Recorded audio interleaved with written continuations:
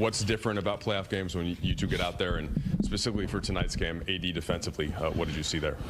I mean, obviously we had great chemistry, and you know, in the postseason, obviously, every possession is very important, and you got to dial in and understand assignments, things of that nature. So, we've had pretty good success as a combo, and we want to try to continue that. But tonight, it was our supporting cast that won us the game tonight, and obviously AD set the tone defensively with those 7 blocks and just changing shots at the rim, taking charges, things of that nature. But our supporting cast definitely brought us home. You said pretty early on that Austin had earned your trust, for sort of obvious reasons for you. But how did it get to the point of tonight's that rhythm that he got in? What were you guys going to, and what was the focus there? We trust him with the ball in his hands early in the game and late in the game. So we got something going in the fourth quarter, and after every stop, or if we didn't get a stop, whatever, I think Jaren Jackson went like a 5-0 run by himself when we went up 7. We went back to AR and just put the ball in his hands. He was able to hit a pull-up 2, able to hit a 3 when they kind of had a soft switch, and then hit another pull-up 2 to kind of put us up 8. So he closed the game for us offensively. LeBron, you guys weren't as sharp as you had been over kind of the final last week of the regular season into the playing game, and Austin told us that, well, he had a feeling that the level of play would look a lot better from the group, starting with you and AD addressing the team on Thursday and kind of talking about locking in. As much as that message that you could share, could you tell something about like what you were trying to tell the group about setting the tone for this playoff run?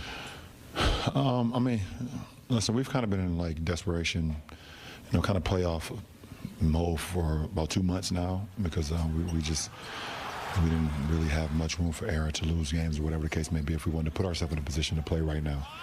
But when the playoffs start, it's even more dialed in and understanding assignments, not making mistakes.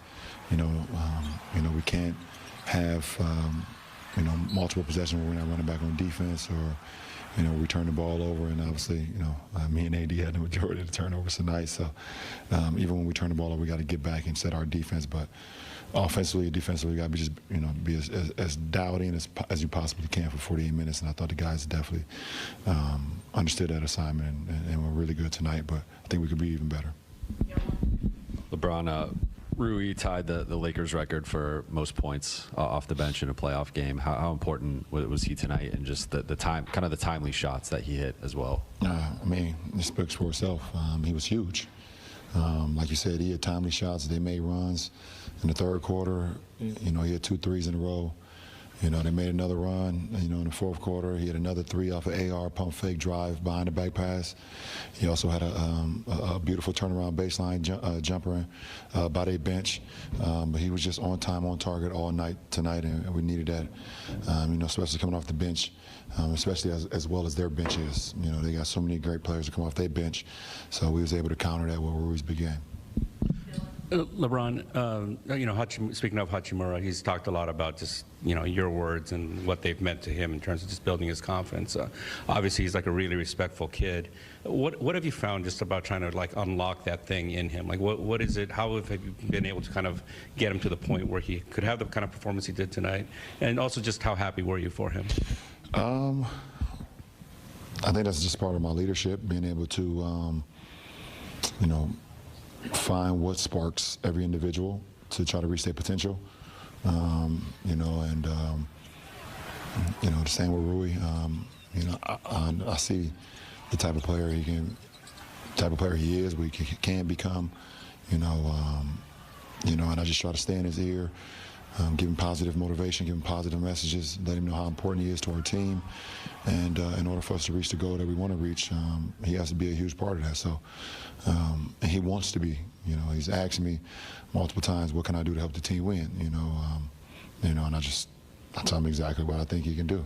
And it's not about making shots.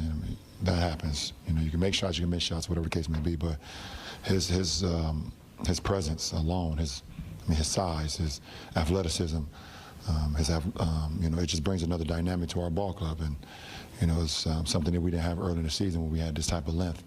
Now with Vando and myself and AD and Rui, we got a lot of length out on the floor. So it definitely helps us be a complete team, and he's a really good player. When you say you're trying to find the thing that I can't tell you everything. You have to pay attention. That's all. You have to pay attention on a day-to-day basis and know every individual is different. So you have to try to figure out how you can get the most out of every individual, and it's different ways. I think it comes from being a father, I think, too. Having 3 kids, I understand that, I gotta, parent my kids differently to get the best out of them. Some of them I can yell at, some of them I gotta be more comforting, kind of, some I need to pull away to the side, and some I can yell in front of the group, and they be fine with that. So I think that helps. Last 3, Dan. Hey, LeBron. I apologize if you've been asked a version of this, but it's hard to think of a fourth quarter. I mean, I know AD got a couple dunks down the stretch, but a fourth quarter where I think the 2 you guys had taken only 2 field goal attempts for the big chunk of that. What does that say about the trust level that you've developed with Austin, Rui, D'Angelo, like these guys? Even though it's I guess still a moderately new group, like it felt like you really trusted those guys down the stretch? Absolutely. I mean, we found something that was going. I mean, it's an old saying: if it's not broke, don't fix it. So, AR was able to see a couple shots go in, and we ran that pick and roll, the double pick and roll, where he was running the D'Lo said the first one, 80 clean up, and first one he was able to reject, get a pull up 2. Second one he came off, they had a switch, but they soft switch, he hit a 3. Came back down, he was able to hit another pull up. Another one, they shrink the floor on one of them on me. I was able to, he came off, read it properly, kicked it to me, I was able to hit a 3. So it's just, when you know that you're playing with cerebral guys, and guys that got high basketball IQ, then you trust that they'll make the right play for the team. LeBron, with your postseason success, I don't want to make this bigger than it is, but to get this win on the road in a 7-2 series, especially you had said how well you guys were playing down the stretch, what's it mean for some of these young guys that don't have as much playoff experience? I mean, it's good to get a game under their belt, to know what the postseason is all about, and even if you've played one series or whatever, just to get back into the flow of things. And I think that's very key for our young guys. It's AR's first playoff game, so it's good to get that under his belt. And a lot of our guys that's not as experienced in the postseason, it's good to get another postseason game under their belt, so they know what to expect. But we need to be a lot better in game 2.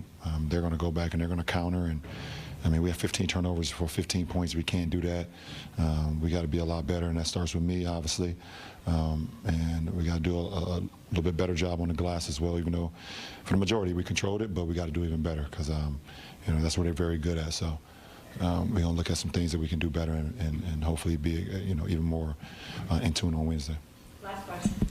LeBron, for someone like you who's been a part of countless playoff games, what was it like for you just to watch someone like Austin in his first career playoff game do what he did, and then for you as a leader, just kind of run me through what the conversations have been like with Austin leading up to well, this? it's not surprising to me.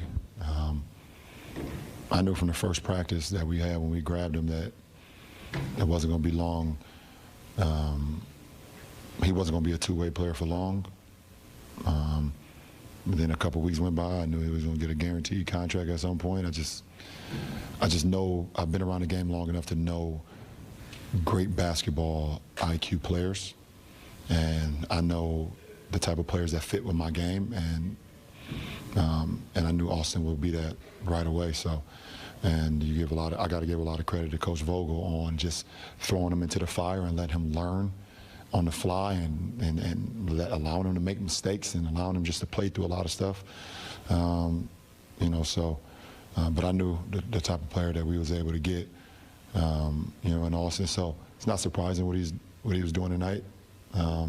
Maybe to some of you guys who either don't watch him as much or don't cover him as much, but for me, it's not. I'm extremely happy for him, and I want him to do it again. Appreciate it.